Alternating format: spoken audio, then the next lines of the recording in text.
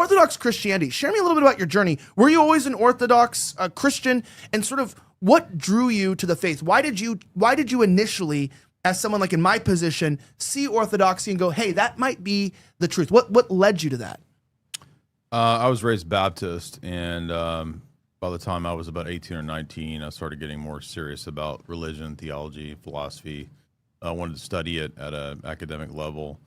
And that took me kind of like Luigi down a kind of a path of church history. This was in about the year 2000. So I started reading the church fathers pretty in depth. I started reading the councils and so forth. That led me out of Protestantism ultimately. And in about 2003, I became Roman Catholic because at that time there was a lot less information out there on the internet. So I thought it's either Protestant or Catholic. So I became Catholic in 2003, took the name Augustine, very serious about Catholicism all throughout my 20s for about 8, 9, 10 years. But then as I got deeper and deeper into it, started reading all the dogmatic manuals and the theology, Vatican II, et cetera. Papal teachings, there was a lot of problems that I couldn't reconcile within the theology. So that took me into a domain of looking at other options to make sense of Christianity. I didn't really know much about Orthodox stuff until about 2007 or 8. I started looking at reading Eastern Church Fathers, started reading Orthodox apologetics and history books, and I almost converted to Orthodox in 2008, but I decided not to, held off. Was kind of just general, not sure, kind of in the position maybe you're at right now, because I was raised Protestant, I'd been Catholic, but then I wasn't sure between Orthodox and Catholic for a long time. So I read a bunch of perennialist stuff, I read a bunch of traditionalists, a lot of philosophy, Neoplatonism.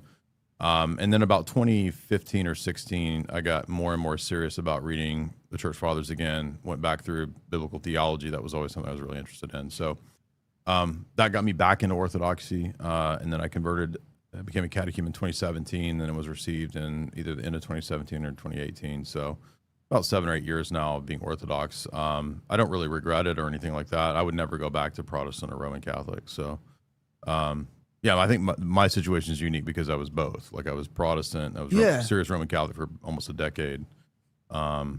Even was interested in monastic life before getting married. But yeah, I just felt like there's no way to make sense of Roman Catholicism. So last thing I would say is before you go to Luigi, like you were saying, like both of them haven't changed. There's areas where they haven't changed, but we would argue as Orthodox, like the structure and profession of faith and theology of the church of the first 1,000 years is identical to Orthodoxy.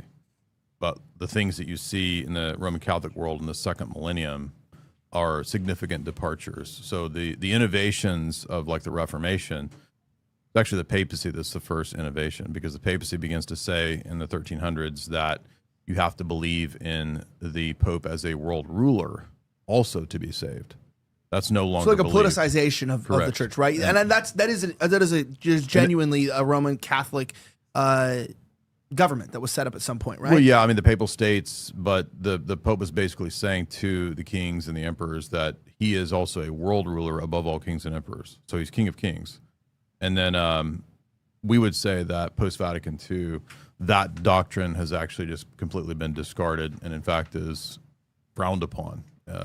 When the Pope took off his triple tiara, that's a 3-tiered crown. He's got a cake, actually, a 7-layer cake. It looks like a wedding cake. From Cheesecake Factory, actually, underneath there. People don't know about that. So he's always got a backup food supply. That's probably sacrilegious to Catholics. Well, he took that off as a symbolic gesture that the papacy doesn't mandate or believe in the temporal supremacy doctrine anymore. And all the way up into the 1800s in Syllabus of Errors, they were still mandating that you had to believe in the temporal supremacy to be saved.